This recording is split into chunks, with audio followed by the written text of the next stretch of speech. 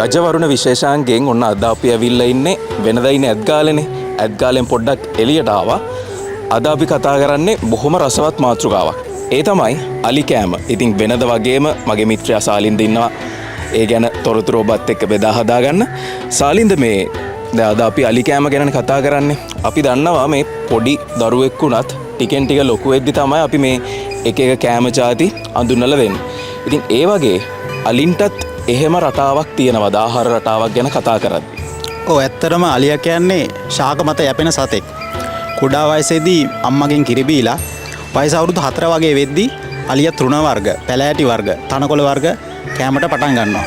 හීලෑ ඇලියෙක්ගේ කුඩා වයසේ ගැන සලකනකොට හීලෑ ඇලියෙකුට මුලින්ම දෙන්නේ නුගාතු, බෝවතු වගේ දේවල්. ඒකට හේතුවක් තියෙනවා. හොයාගන්න පහසුයි. ඒ වගේම ගුණදායක බවින් වැඩි. එහෙම තමයි හීලෑ ඇලියෙකුට පොඩි වයසේදී ආහාරයට දෙන්නේ. ඊට පස්සේ තමයි කොස් සතු, පොල් අතු දක්වා මේක ගමන් කරන්නේ. නමුත් අර පොල් අතු වලත් මුලින්ම දෙන්නේ නාරටිය කොටස කුඩා කොටස් වලට කපලා තමයි ආහාරයට හුරු කරන්නේ. ඔව් ඒ කියන්නේ මේ අර මුලින්ම ජීර්ණයට පහසු ආහාර තමයි අඳුන්වලා දෙන්නේ. අර එක පාටම මේ කෙඳි සහිත ආහාර අඳුන්වා දීමක් සිදු වෙන්නේ නැහැ. ඉතින් දැන් කෙඳි සහිත ආහාර ගැන කතා කරනකොට අපේ මතකයට එන්නේ කිතුල්. මම දැක්ක මේ ඇත්ගාලේ වෙන වේවා මේ අලි බැඳලා තියෙන තැන්වල වේවා හැම තැනම නැතුවම බැරි දෙයක් වෙලා තියෙනවා මේ කිතුල්. ඇයි මේ කිතුල්ම වෙන දේවල් කන්න මේ මෙයාලා කැමති නැද්ද? ඔව් හීලෑ ඇලියත් එක්ක බොහොම බද්ධ ශාකයක් තමයි කිතුල් කියන්නේ. කිතුල් ගහෙන් හැම කොටසකින්ම ප්‍රයෝජනයක් ගන්නවා. අපේ බාසුන්නැල කිතුල් ගහක් කපන්න යද්දී මෝරපු කිතුල් ගහක් නම් කිතුල් ගහේ මුලින් ඉඳන් අඩි 10ක් 12ක් වගේ කොටස අයින් කරලා දානවා. අපි ඒකට කියන්නේ වැලි පොල්ල කියලා. වැලි පොල්ල කොටසත් හැබැයි ප්‍රයෝජනෙට ගන්නවා. අපේ හෙන්නු මිටවල් හදන්න අපේ බාසුන්නැල බුලත් කෝල් වලට පාවිච්චි කරනවා. ඒ මෝරපු කිතුල් ගහක නම් අන්තිම පෙතිමලෙන් එහා කොටස තමයි අලියෙකුට ආහාරයට දෙන්නේ. අලියා කැමති කොටස තමයි නාරටියෙන් එහා. ඒකේ මොකද හේතුව පැණි රස ගතියෙන් වැඩි, තෙත ගතියෙන් වැඩි.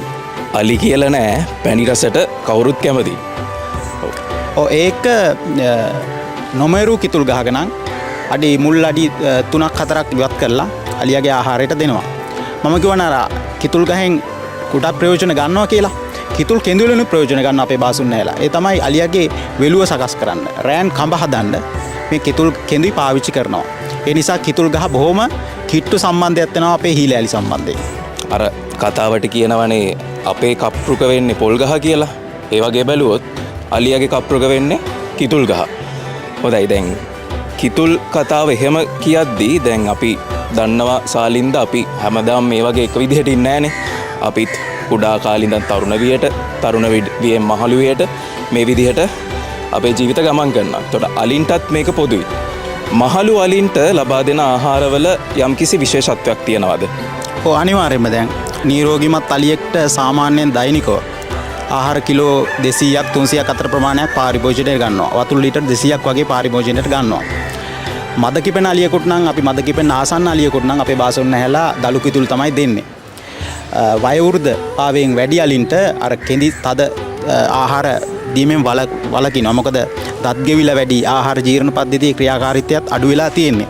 ඒක නිසා ජීර්ණයට පහසු එරබොදු, හාතවාරිය වගේ ගුණදායක බවින් වැඩි ආහාර තමයි දෙන්න අපේ බාසුන්නැලා පෙළමිලා ඉන්නේ. විශේෂයෙන්ම අර හීලෑ ඇලියෙක් ගැන කතා කරද්දී ඔබ ඇහුවනේ වයෝවෘද්ධ අලි සම්බන්ධයෙන්.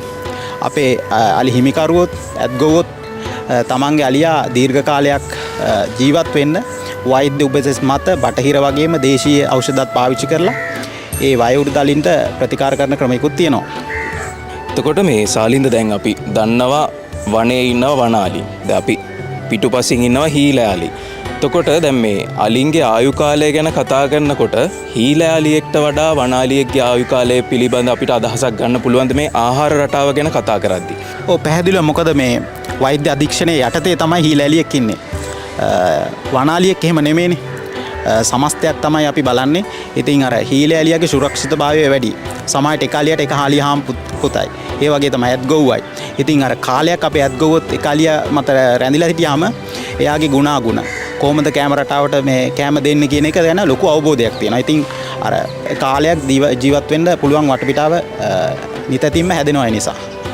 ඉතින් ඔන්න ඔහොමයි අලි කතාව, අලින්ගේ කෑම කතාව. මේ සියලු විස්තර ඔන්න ඉංග්‍රීසි බසින් ඔබට තිලින කරන්නට ඉන්නවා තමාෂා. Of course, Raviha. When it comes to Kandy Asala Perahara, a topic that we won't miss is talking about the tuskers that brings the majesty city to the Kandy Asala Perahara. Talking about their majesty and their royalty, also we should talk about the domestic elephants and their food habits.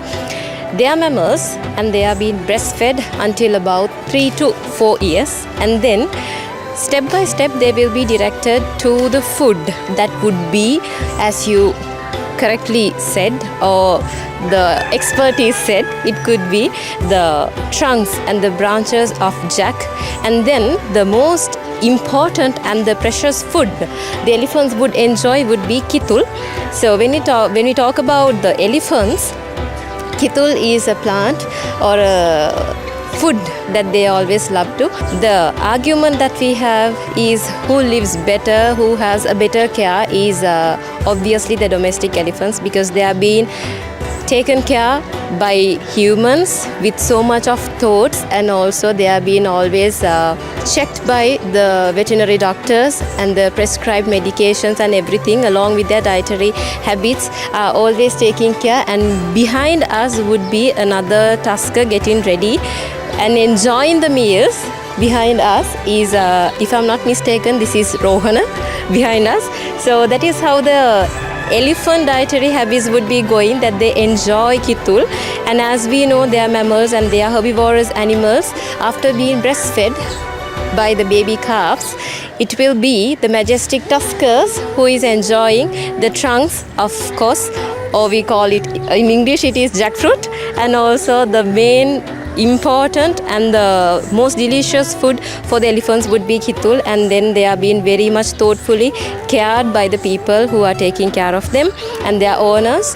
So that is why we could see their majesticity along with the Perahara procession, and also compared to the wild animals that we see, wild elephants, they are being taken care throughout.